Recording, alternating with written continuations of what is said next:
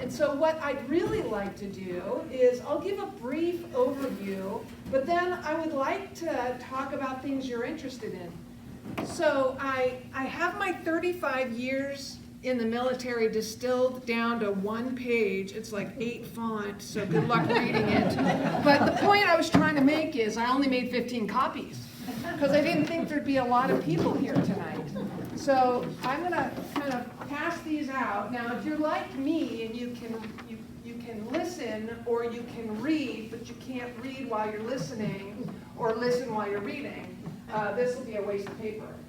But if you're not like me and you can actually listen and read, maybe there's something in here that's interesting to you that might spark a question and drive the discussion in a direction that you'd like to go.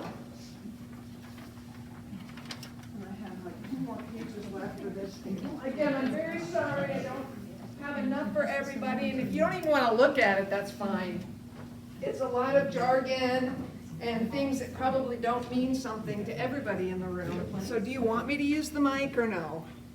Do I need to use the mic? Yes. All right. I tend to wander. I'll try not to make capturing this on the video too terribly difficult, but I like to move and I wave my arms around and I don't know. It's just how I do my public speaking. So while we just kind of settle in, first of all, I should probably ask, how much time do I have? Much as you will need. Oy vey. Could be dangerous.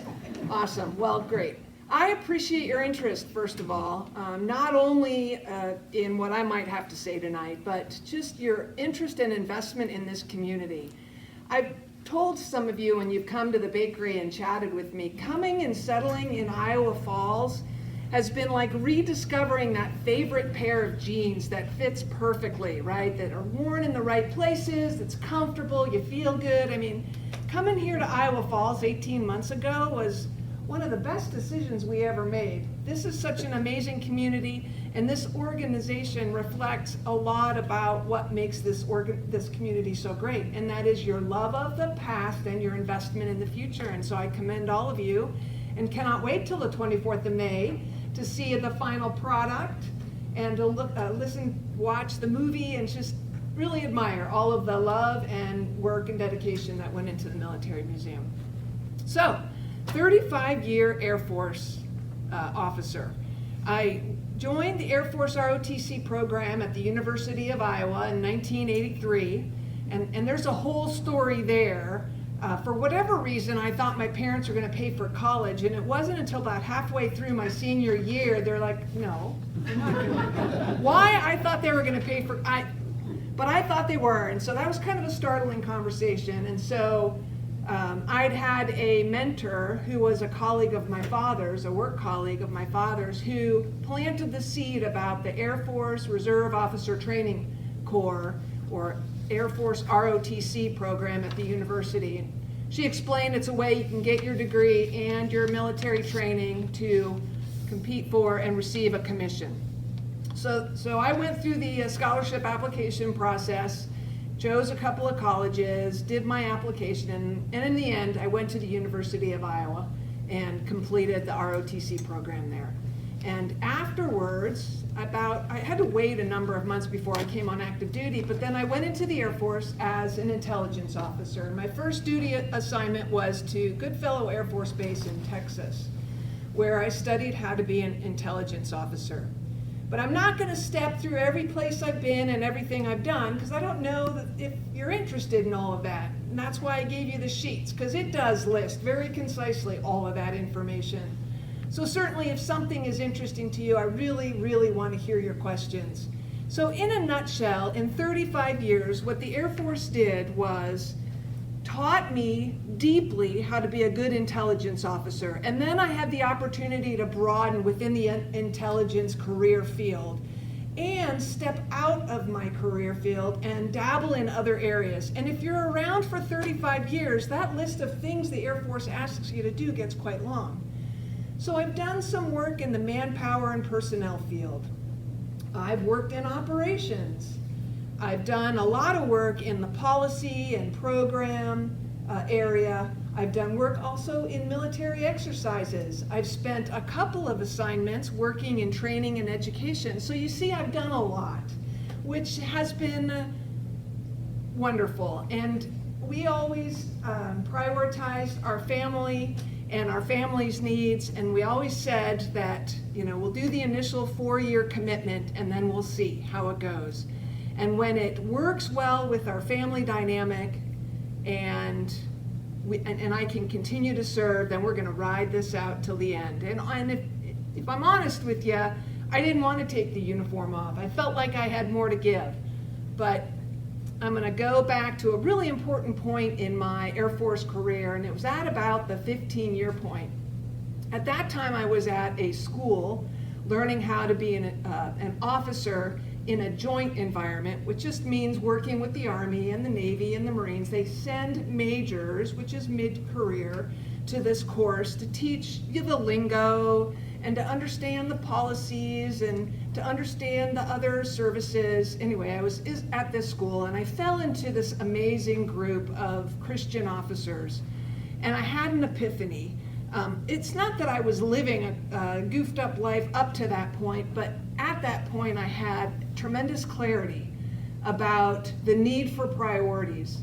And I was a good officer and I worked really hard, and Steve and I, we were good parents to our children, and he was working really hard, but I didn't have my priorities. And at that moment in time, I realized, wow, I need to identify my priorities and then live by my priorities. And so I identified my priorities as service to my God, service to my family, and service to my nation. Because I figured if I did right by God, I was also doing right by my family, and I would be doing right by my country. And so at that moment, at the 15-year point, I kind of had that realization, and then I looked at my family. I had the service to God part, I thought, pretty good, although that's always a work in progress. But I was looking at the family dynamic, and to that point, I had 15 years in the active duty Air Force. And we had 2 itty-bitties at the time. I think Mark was 6 and Dana was 3, and Steve was in a great job. And we were paying people to do everything for us. We were paying someone to clean our laundry. We were paying someone to clean our house. We were paying someone to watch our kids. And I'm like, whoa, whoa, whoa, whoa, whoa. Why do we have kids? What are we doing with this family? And I made the decision at that point to step out of the Air Force as an active duty member, and I joined the reserves. Actually, it's the reserve component, and there are 2 parts in the reserve component. There is the Air Force Reserve, and there's the Air National Guard. I tried to join the Air Force Reserve. I called and called and called, and nobody ever returned my phone calls. And then somebody said to me, why don't you try the Air National Guard? And I guffawed out loud. The Guard? Why would I join the Guard? I'm an intelligence officer. I don't want to fill sandbags. I mean, my knowledge of the reserve component was awful, and it was abysmal, my knowledge of the Guard. Well, so I'm like, well, nobody else is calling me back. Let me see about this Guard thing. So I called the Air National Guard unit that was at Offutt Air Force Base, which is where I was assigned, and I spoke to a lieutenant colonel, and I left a message for a lieutenant colonel. I'm like, yeah, like he's gonna call me back. And sure enough, that afternoon he called me back. And so, long story short, I joined the Air National Guard. My affiliation was with the state of Nebraska, and I served over 20 years as a guardsman. But it was that kind of epiphany and that realization that I gotta identify and then live by my priorities, that I stepped back from an active duty scenario so that I could be a stay-at-home mom. In my mind, I thought I'd bake cookies for the kindergarten class, and I'd sew Halloween costumes, and it would just be grand. 20 years too early, she thought. Yeah, I did. Well, God's got an amazing sense of humor. He's like, Jessica, good on you for listening, but I got a different plan.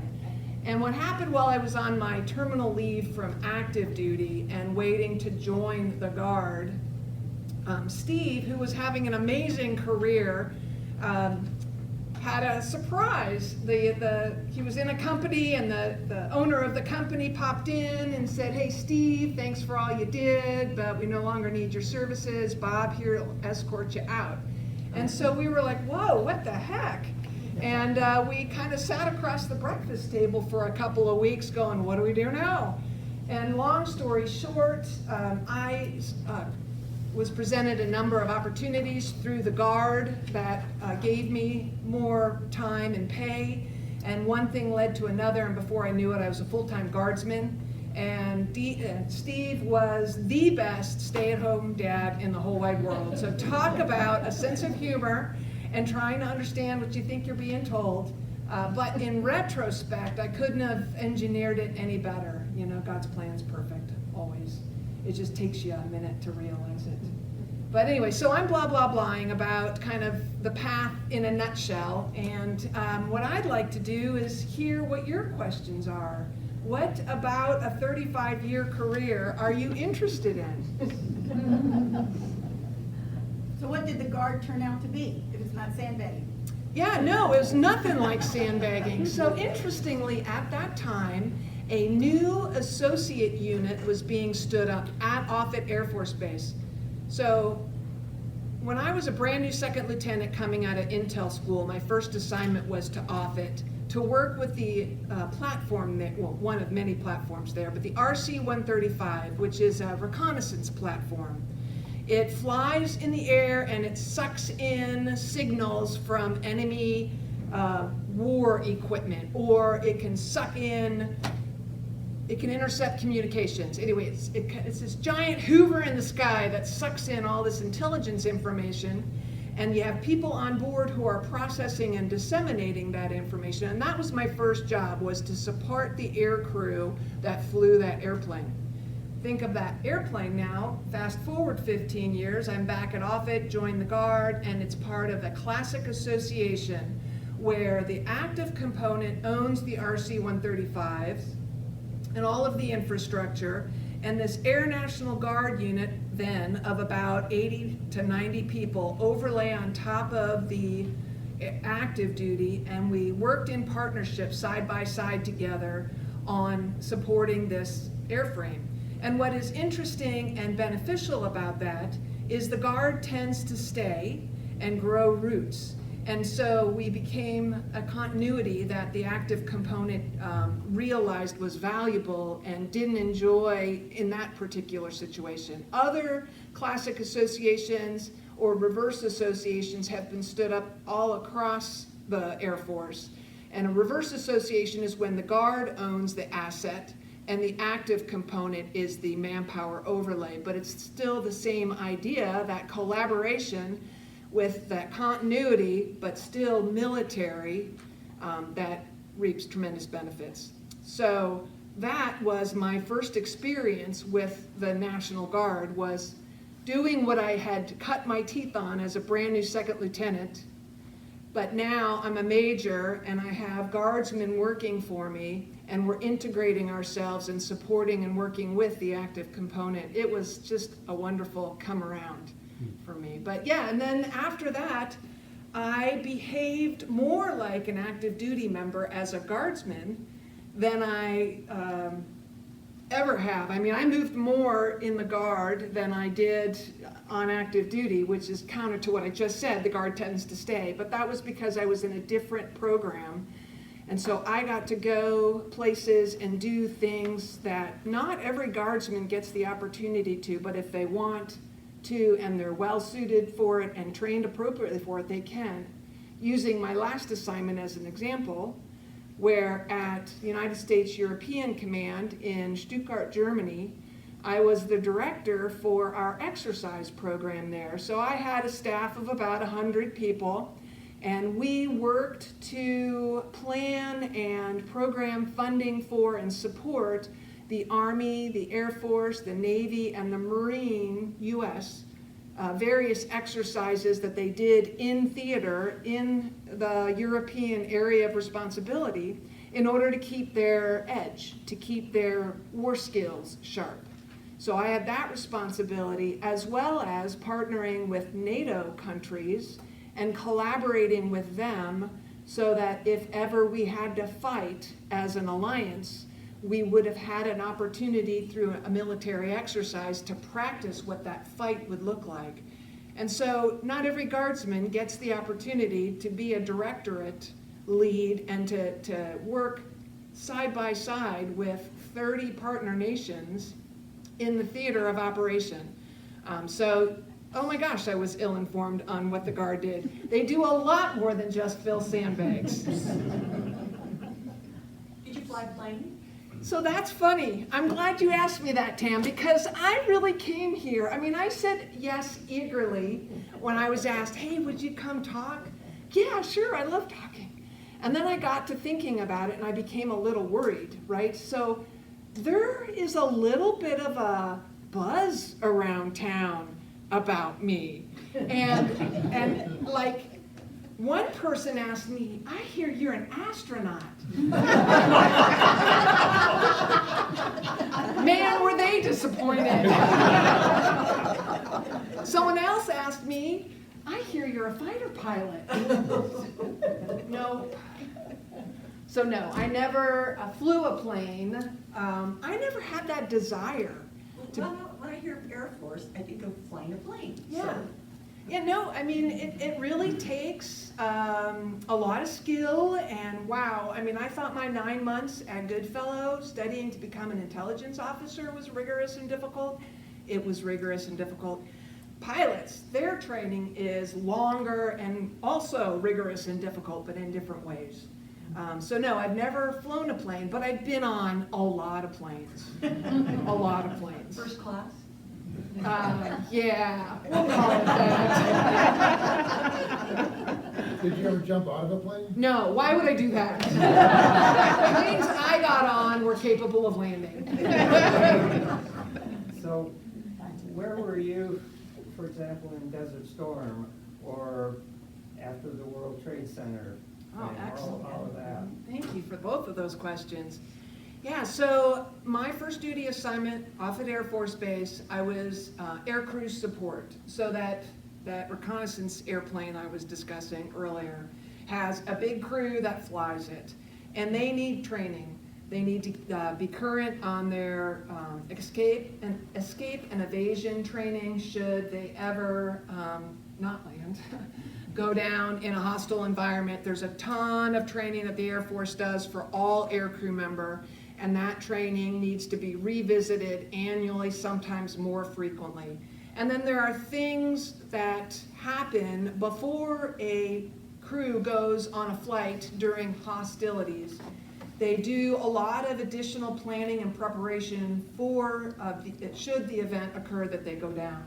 So that if they go down here, they've already collaborated and coordinated what they would do so that that would facilitate combat search and rescue to find them. Anyway, it's a very involved process. They go through a lot of preparation for that awful event. And my responsibility as a brand new second lieutenant was to have that process and conduct that training. So when the air crew and I deployed to Saudi Arabia for Desert Shield, Desert Storm, and they started flying initially along the border of Iraq, but then eventually over Iraq during Desert Shield, Desert Storm. Should they meet with some awful event and have to crash land that plane, we would know what to do and how to extract them as expeditiously and efficiently as possible. That was how I contributed to the mission, was doing the aircrew training and helping them with that. So I was telling Steve, yeah, I'll have a funny story and I'll have one of those heart-wrenching stories from that time. So the heart-wrenching story. So I'd been in the training room with all these aircrew, and it sometimes was really hard to get their attention and to get them to take it seriously before we Men and went. women. Men versus, how many men and women were in the training room with you? So there were a few less than a handful, women aircrew. Thank you. Yeah.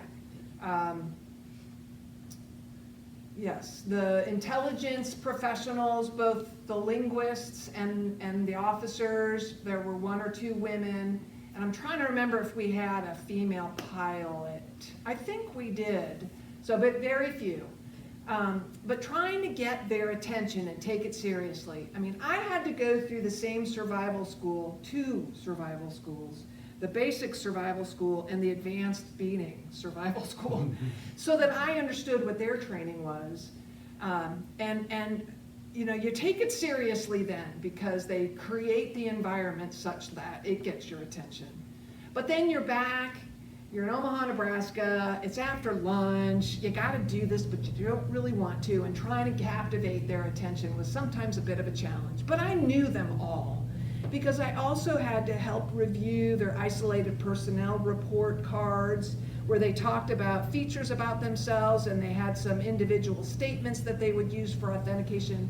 I mean, this was a routine and a rigor we had to always do. So I had a good rapport with them, and sometimes I would try to be goofy and funny to get their attention in the classroom. But here we are, Saddam loses his mind, invades Kuwait. One of the very first assets to go over was the RC-135. My captain and a couple of the enlisted went with the first, and I followed after the new year. And so I got on the ground, and it was the eve of the attack and the response to Saddam's invasion of Kuwait. And so, you know, it was the first night, and we were prepping the air crew, and they were reviewing their isolated personnel report cards, not report cards, but it's ISO prep is the short, isolated personnel report, and it came in a card. They were reviewing it for real, and they were sanitizing their uniforms, taking their name tapes off, taking their unit patches off, their ranks they left on. They were clearing out their pockets. I had these bags that I collected things from their pocket. I mean, they were doing it for real. The air in that room was palpable. The demeanor was somber. These gentlemen were taking off their, were taking off their wedding rings and giving me instructions. Some wrote letters to their family, and I'm collecting this stuff. And oh my gosh, it was, I mean, I have goosebumps just remembering it. It was so real and so serious. And praise God, that crew came back safely. And the next crew launched, and that crew came back. And the next crew launched, and that crew came back. And then we kind of settled into a routine. We didn't take it any less seriously, but it wasn't as somber and as kind of sobering as that was. But I just remember as a lieutenant, the awesomeness of what I was being asked to be prepared to do just kind of woke me up in a way that I'd never been awakened before.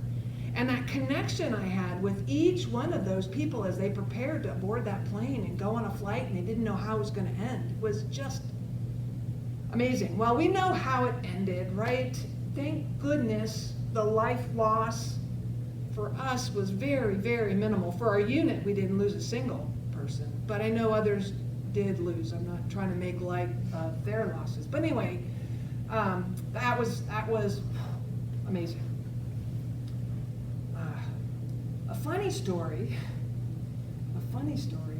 So we kind of get back into a routine. We take it very seriously, but we're doing it. We know what to do. We know how to do it. We've done it before. We're just doing it. And then, you know, Saddam Hussein starts getting crazy with his missiles and starts launching them here, there, and everywhere. And Riyadh, Saudi Arabia was a destination for many of those missiles. They were called Scuds. I can't even remember what that acronym stands for, but they were dumb. I mean, he launched them and he hoped they hit in the right place. And if it was too far, he scooted the launcher back and tried it again. If it was too short, he scooted the launcher. You know, it wasn't very precise, thank goodness. But they were scary. They were big. They hit the ground and exploded. They created a lot of damage, but they weren't very effective. It was just scary. It was a scare tactic. But we were watching the intel traffic, and we were anticipating he was going to start launching them into Saudi Arabia.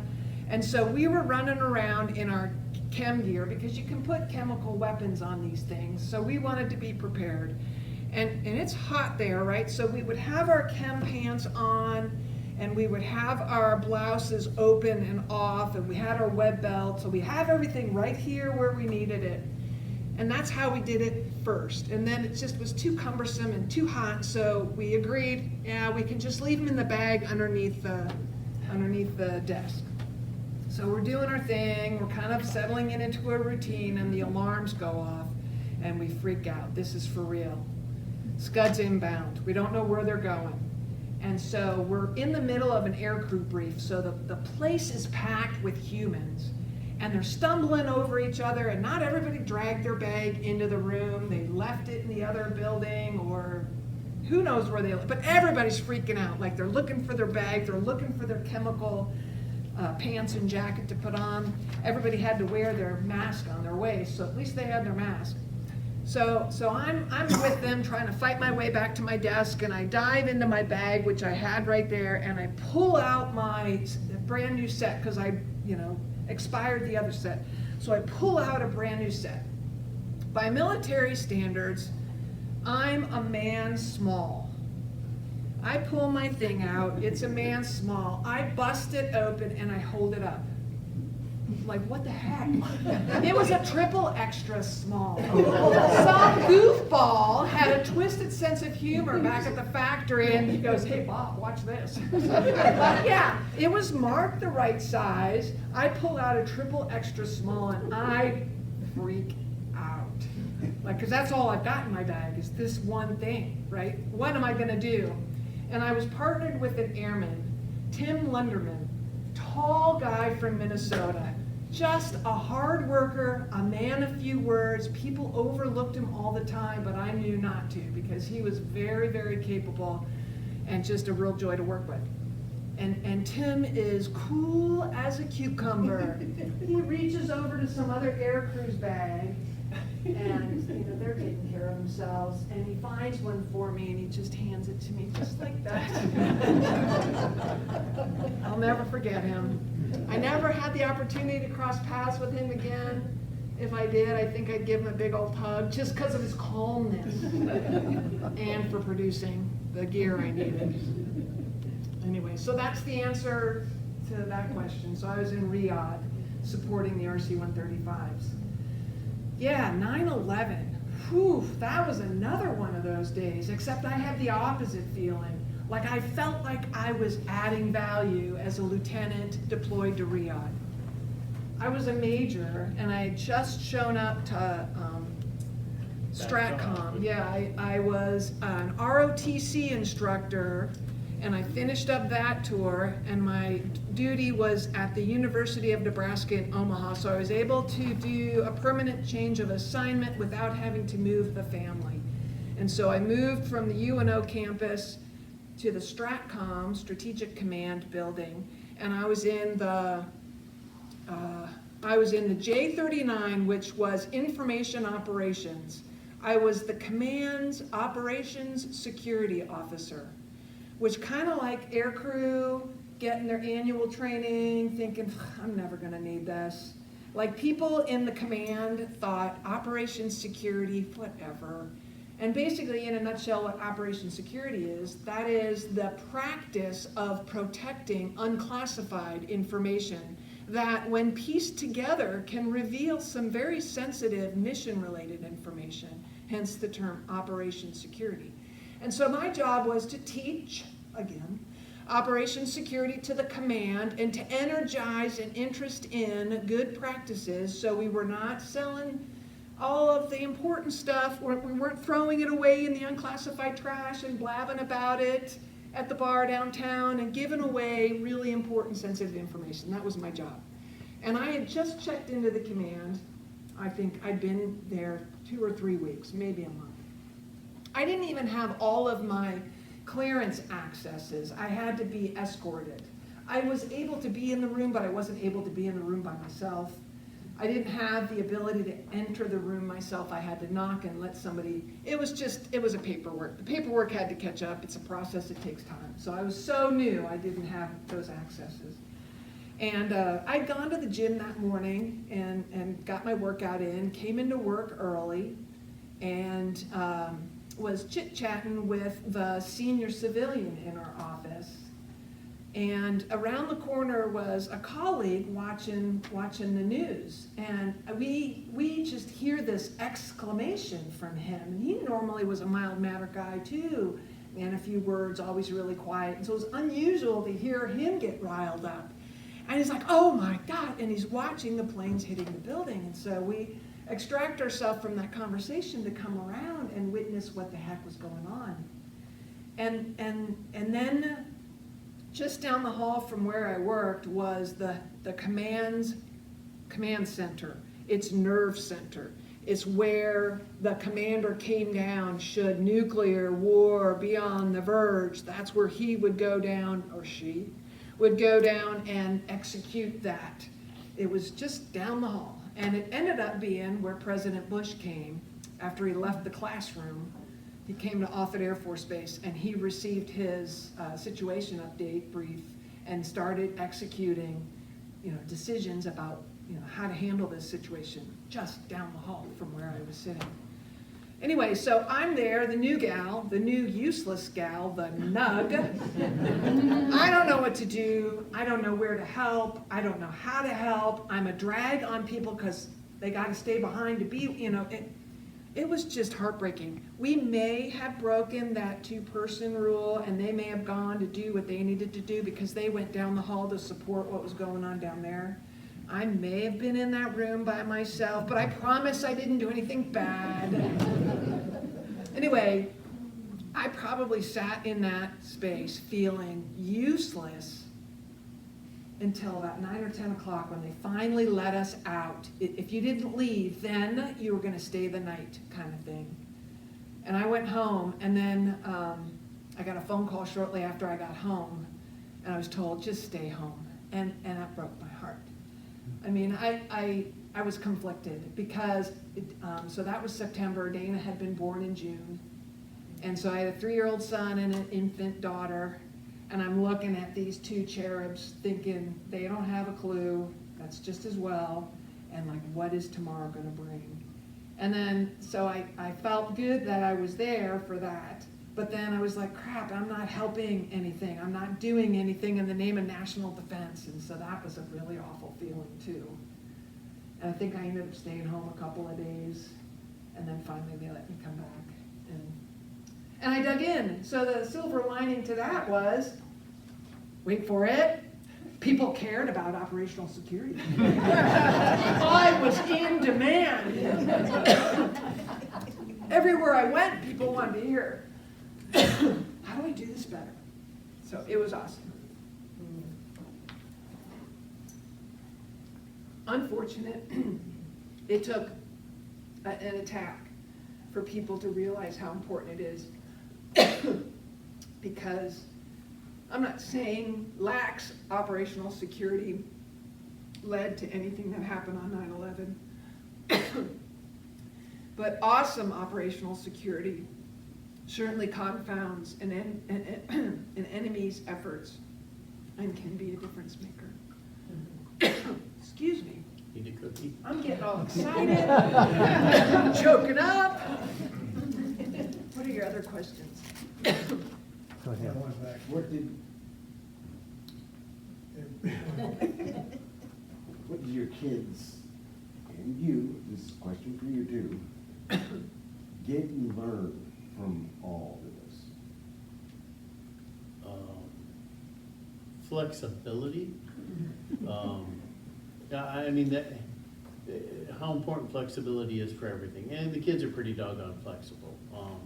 They have very long memories, and things that you, I had to go to a meeting last Thursday night down in Iowa City, talking to young couples who are about to enter into the Air Force. And, so the kids, we taught the kids to be excited about everything.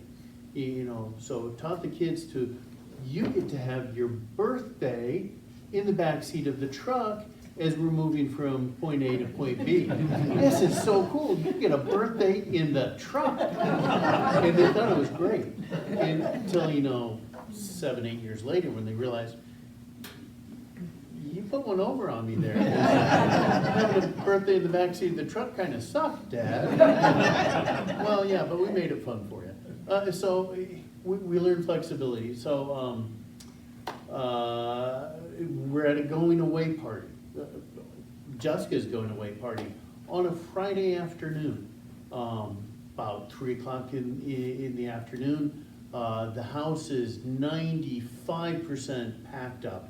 Cardboard boxes, ceiling high, everything.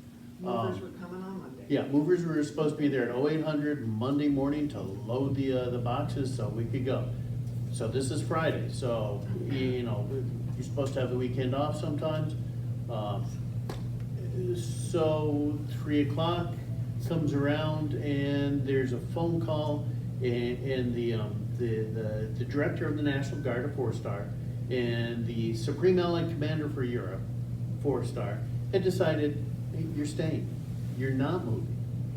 So, and we had no indication of that until the day before, Thursday afternoon, there was a, maybe they might ask you to stay.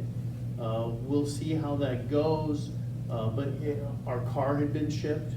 Our car was somewhere in the Atlantic. You know, Not in the Atlantic.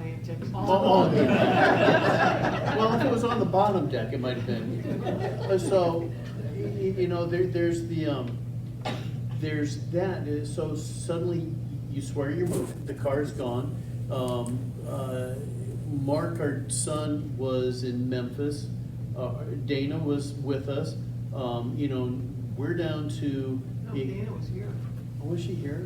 Okay. But, so we're down to, you know, the small suitcase and the overnight bag, you know, so we're living out of that, so we'll do laundry one more time, and away we go. And then, you know, 3 o'clock on that Friday afternoon, they call and say, yeah, we just had 2 4-stars decide you're staying. So flexibility, it's like, okay, well, I guess we're gonna spend the weekend unpacking. You know, call the kids. Call the moving company and say, yeah, don't bother, and then try and get the car back. So, I mean, it's flexibility. We another moving story, we're in Texas, we rented a nice house way out in the middle of nowhere, and it had a giant wall in the living room, just how that house laid out. And so we decided, time to put up pictures. So we had all the pictures in their frames, you know, laying on the floor, moving them around so we could, you know, just go and put them up on the wall. Sunday afternoon, Saturday, so this is outside of San Antonio, Texas, rocky soil. We had sunk about 60 post holes because we were gonna put up a fence because we had a dog and we couldn't let the dog out by itself because the coyotes would come and run it off or get in a fight with the deer, the boar, the this or the that. It was rural. So we had dug all these post holes. We had put the 4x4s in each post hole. We hadn't dumped the cement into the holes. And we just worked so hard. It was 90 whatever degrees that day. We got up, we went to church Sunday morning, came back. It's like nobody had the energy to go out and drag bags of cement, you know, or put up the panels for the fencing. And about 3:30, 4 o'clock that day, Jessica got a call from a general officer in DC and said, how fast can you be back in DC? And Jessica said, well, I got meetings on Monday, but I can fly up on Tuesday. What do you need? No, not for a meeting. How fast can you move back to DC? And, you know, and we had all the pictures on the floor, no holes in the wall yet. They were all there. And the kids still to this day joke about putting up pictures. You don't ever put up pictures because then you'll have to. But we were in DC 27 or 28 days later. Household goods, you know, rent the big truck, away you go. So flexibility is what the kids learned, so they can roll with most punches. What I'd offer is, it's interesting how each kid internalized their experiences. Our son commissioned in May of '23. He's a second lieutenant in the Air Force. He's a maintenance officer up in It Anchorage. just ran out of my head. The base, Elmendorf. Joint Base, yeah, Joint Base Elmendorf Richardson. He was drawn to it. Always thrived under, a routine and discipline, and, he enjoys processes, and he sees opportunity in the Air Force that excites him. Maybe it wasn't maintenance, but it's where he is, he's making the best of it. He wants to be Special Forces, or maybe go Office of Special Investigation, OSI, he's got some ideas. Our daughter, on the other hand, I think appreciated the experiences she had, the places she got to go, the people she got to meet. But she knows that is not for her. It is, there are rules to how you keep your dress and appearance. You have to have your hair a certain way, you can't have certain nail polish, and that's appalling to her. What if I want to wear purple? You're telling me I can't wear purple in uniform? No, you can't wear purple in uniform. So that kind of construct is not her thing. So that to me is remarkable, that each kiddo has such a different reaction as a result of it. But I think we did a good thing by selling every change, every transition as the next chapter in the Meyeraan adventure. And we really tried to keep that mentality healthy and alive and real, and I think that helped us get through all of it. You said uniform. She was in private school? No. Like we would go to get our nails done, and I was like, oh, I can't do purple. She's like, how about this green, or how about this neon? And I'm like, no, I can do clear, or I can do skin color, or I can do clear. And that was just appalling to her, that I couldn't pick whatever nail color I wanted. You're talking about her, not Yeah. you. Well, and then she would kind of internalize it, like, I could never wear that uniform. I like this blingy belt, I'm making fun of her a little bit there, and that's not fair. The point is, she's a free spirit in that regard, and the idea of abiding by uniform regulations and having your hair a certain way is not interesting to her at all. Yeah, so she had a job at the base arts and crafts store, where they sell supplies, or you can take painting classes or ceramics, this, that, or the other thing. And when they interviewed her, they didn't know for sure whose daughter she was, that type of thing, because that's not the question.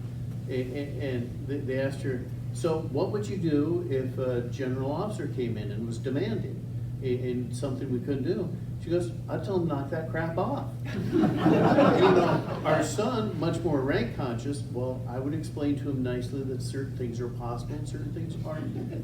Our daughter just said, knock that crap off. You feel as if you can talk to a general officer that way? All the time. Well, do you know any general officers? Most of them, so that was her. She knows how to be respectful, and she is respectful when things call for it. But when she can get away with it, she enjoyed having fun. She used to walk the deputy commander for European Command's dog. So 3-star Army, He chewed nails and spit bullets. Yeah, He yeah. was quintessential Army. yeah, scary man. And, so she could let herself into the house, get the dog and go take the dog out. So one Saturday morning, she's going in, and usually he's gone by 0500 in the morning, back to work, that kind of stuff. That day, he actually got to sleep in. So Dana's there grabbing the dog, maybe 7:30, 8 o'clock in the morning, and he comes out in his PJs, sees Dana with the dog, and Dana just laughs about it to this day. And he jumped and squealed like a little girl because she surprised him. In that house, there were panic buttons, every 5 feet for them to punch in case something happened. She goes, I was just glad that, he couldn't reach that one. He couldn't reach that one, because when those panic buttons got pushed, it was a Army post, so it would have been the MPs. The MPs you know, suddenly there'd be half a dozen or more cars and 10 or 15 guys with automatic weapons running around trying to figure out what the threat was. So it kind of scary, but yeah, so she had a good time. She laughs about a lot of stuff, but yeah, it was not for her. Our son is like, yeah, he wants to jump out of the airplane. He wants to rappel off the helicopter. The last time he and his wife went to Hawaii on their honeymoon, he said, "Dad, it was so interesting getting to go to Hawaii and we went snorkeling, and there wasn't somebody with a 15-foot long pole trying to push me to the bottom of the pool and drown me." It was great.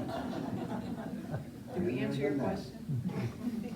So, if someone unintentionally or intentionally shared sensitive information, what basically happens with them? Well, sensitive, so that's a great question. What would happen to them? When I was the command's operations security officer, the adage was, there are no such things as operations security violations. And what people were trying to do was distinguish between the classified world. Disclosing classified information has tremendous consequences.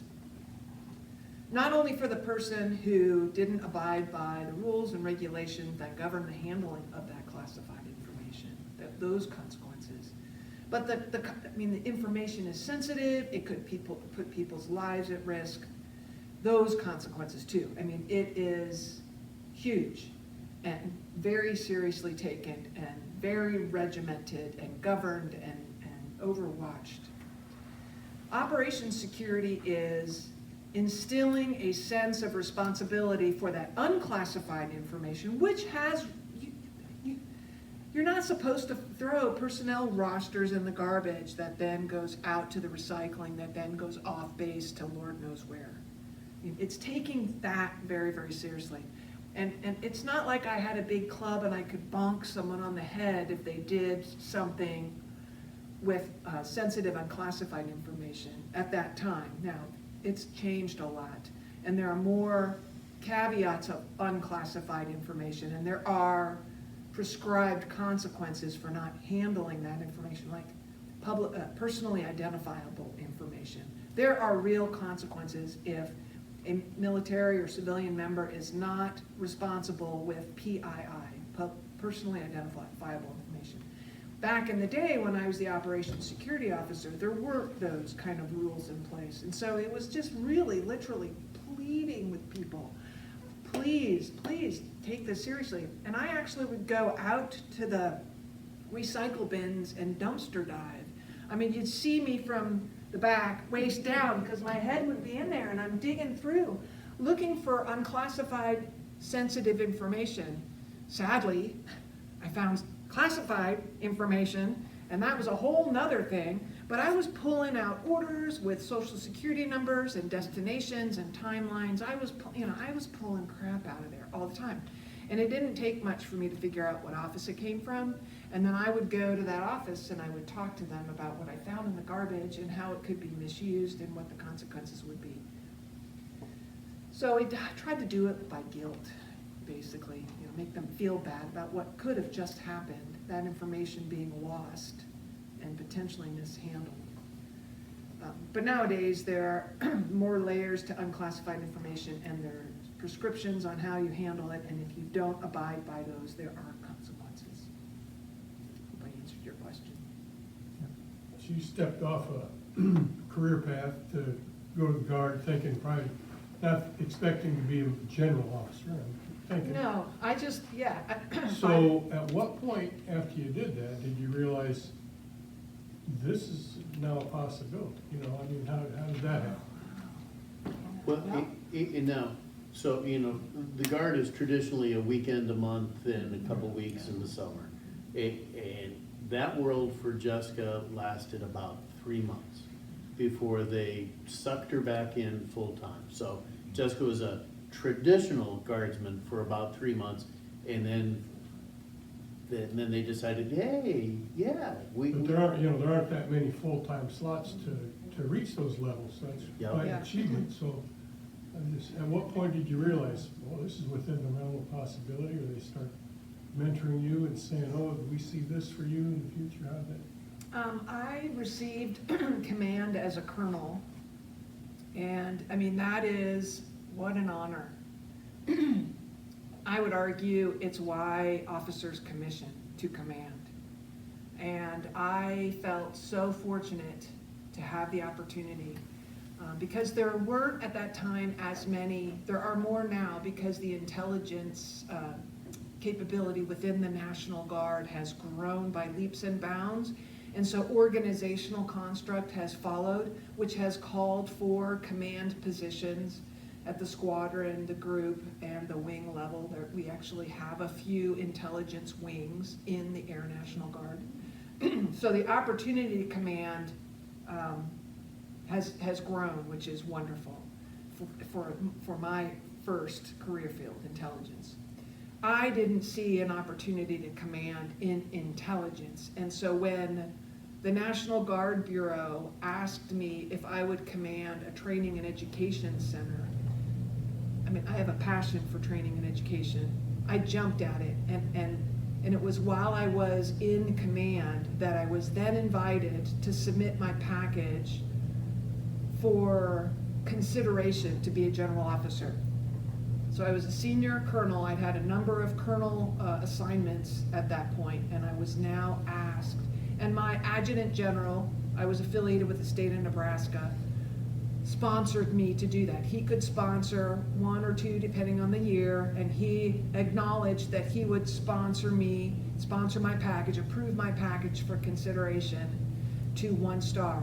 And so it traveled that whole process. So there's vetting within the Guard, there's vetting within the Air Force, and then there's Congress who gets to say yes or no. And so I made it all the way through congressional, I forgot what that's called. Anyway, so I got my certificate of eligibility to be a brigadier general. So basically it's a hunting license to go then find a 1-star position. And I didn't quite know how that was gonna happen, because unfortunately when people, my experience has been when they would look at me, they would know that I was an intel officer initially, and they would think just intel, even though I had wandered left and right of that and had gathered a lot of really wonderful experiences. And so I worried that I'd be pigeonholed and there weren't a lot of 1-star general officer opportunities. Like I could have that certificate for 2 years, and I have to find a position within that 2 years, and then the certificate expires and you have to start all over again. That's actually what happened to me when I had my 2-star certificate of eligibility. It actually expired before this phone call that turned off a move in 24 hours, but we were able to navigate it, and enough people sponsored me that I was able to pin my 2nd star. But anyway, so while I was a colonel in command with a certificate of eligibility, my command was up after 2 years, and they brought me back to the National Guard Bureau. That's when I wondered if this was gonna happen, because I was now in the Beltway. I was now in Washington, D.C., where there were lots of opportunities to serve at the general officer rank.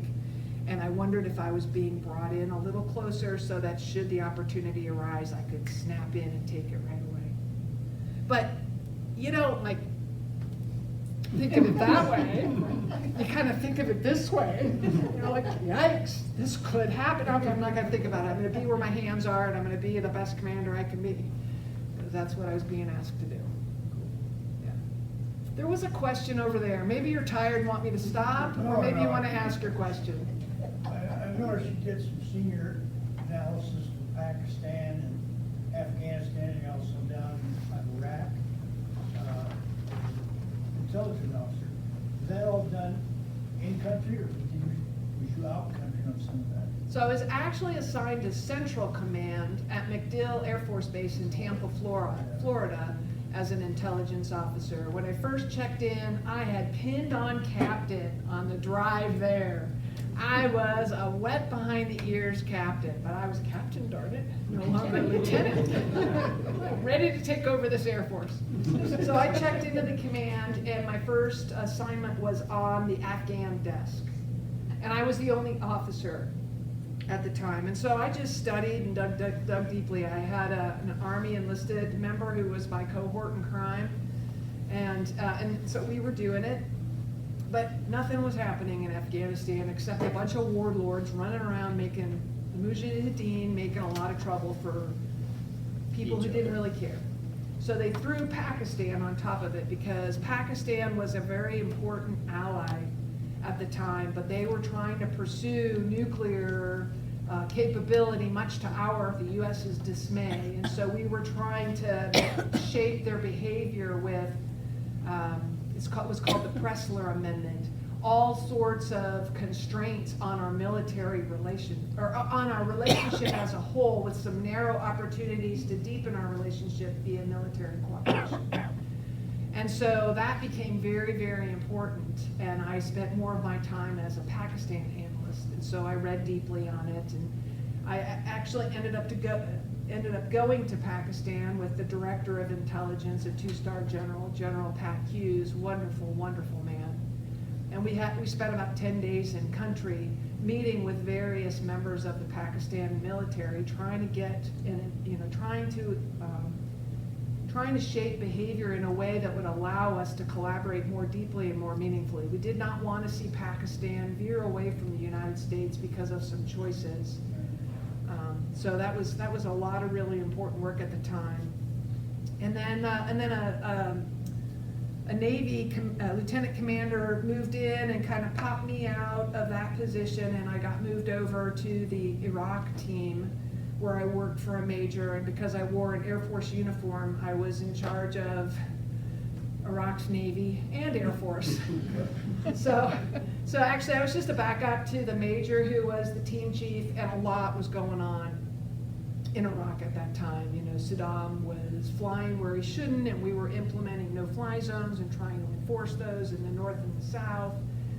And he was draining the marshes in the south to make living in that part of the country untenable. He was really trying to put the hurt on the Shia. I mean, it was just, it was funny.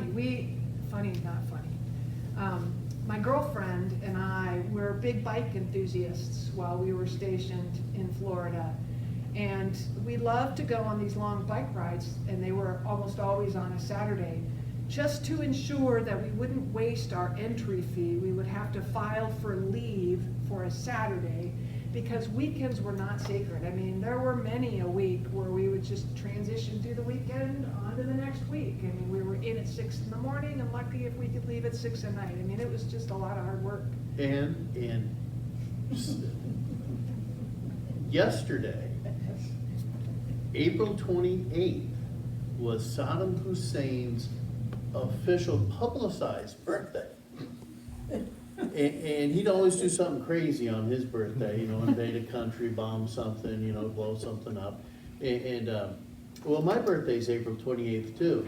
So we didn't spend my birthday together for quite some time, because he'd always pull some crazy thing on or right before the birthday. So we just knew that, you know, okay, don't plan to go to Outback Steakhouse for your birthday, because that's not going to happen. Did I answer your question? Thank you. All right, the last thing I want is you to feel like a hostage. I mean, I've been up here for an hour. Yeah. I can keep going, but I know you have other business, so I'm looking at David, like, are you giving me the look, or? Whatever. All right, well, I'll stand here for another question, and then if there aren't any, David, it's your show. Were you glad you retired, or you should stay there? Oh, shoot. So that's an interesting question, too. Because as you know, the last 18 months have been whirlwind. Truth be told, I have never worked as hard as I am working right now. So, you know, this has been fun. I mean, I reread my bio. You're looking at it going, oh. boring. No, it was fun for me because I'm like, oh, I forgot about that. Oh, I forgot about that. But I am that age. Anyway, it was interesting for me to review it because with as intense as the last 18 months have been, it feels like it was somebody else's experience. And I am jazzed by what we got going on in the bakery. So I have no regret. But I will admit, it was hard to take the uniform off. In fact, it wasn't until this past weekend that I finally cleared my uniforms out of my closet. Because I was kind of hoping somebody would call me and ask me to come back. Nobody called me. So with the DEI thing, you think you would have survived it? I guess that's I was in during that. I mean, it seemed like they're firing a lot of women out of the military, senior people. well, yeah, and I don't know the whole story, so I'm not gonna comment. You know, we don't get told the whole story, and I'm not in talking. I mean, I knew Lisa Franchetti, and I had a mountain of respect for that woman. What a capable leader. I have no idea, as the chief naval officer, you know, head of Yeah, the the Navy. Navy and the Coast Guard. Yeah, I have no idea why, I don't know. And I'm not gonna comment and speculate, I have no idea. What I will say is we don't know the whole story. One last little question, just because I don't know, other than what I've read in the paper, how did the bakery unfold in all of this? Yeah. So Dana, Boy, Dana came to Iowa Falls in the height of COVID because she was drawn to ECC's equestrian program. And we found this cute little house over on Sarah. It was a HUD foreclosure. We got it for a song. A lot of elbow grease, but really not too much to get it into a really nice place for her to live. And so she started going to school here and doing great stuff and enjoying herself. And like many of us in this room, she's a little bit of a coffee addict. So she goes to the coffee attic all the time, and she walks by 610 and 612 Washington on her way to the coffee attic. And in the summer of '23, there was a for sale sign in that building, and she got to thinking that would be a great place for a bakery. She has two passions in the world. Well, three now. She's married. Michael, horses, and baking.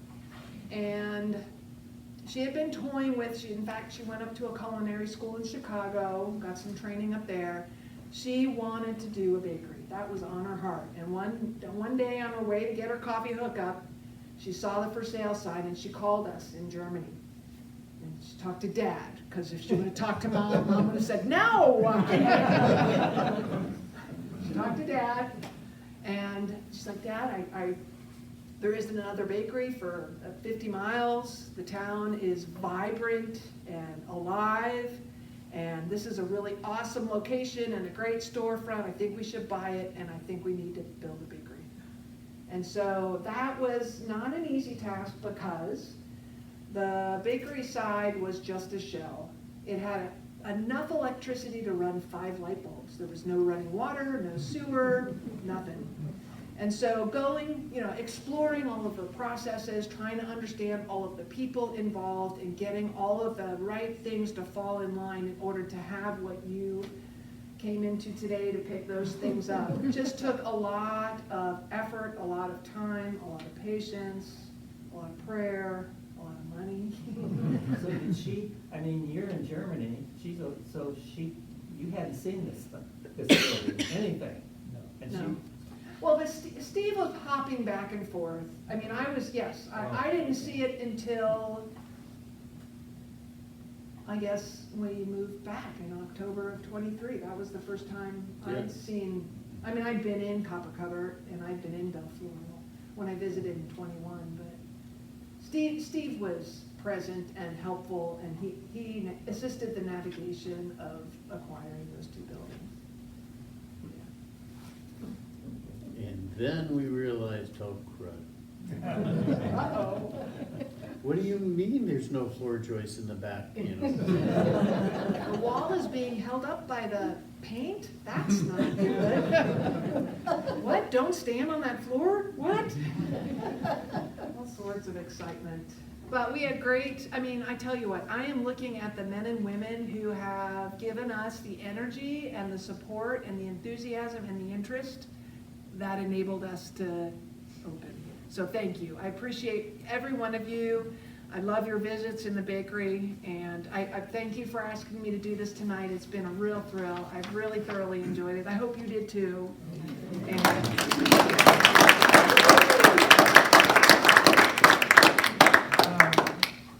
We'll take a break for 3 minutes because we do have a business meeting. We have to elect new board members tonight.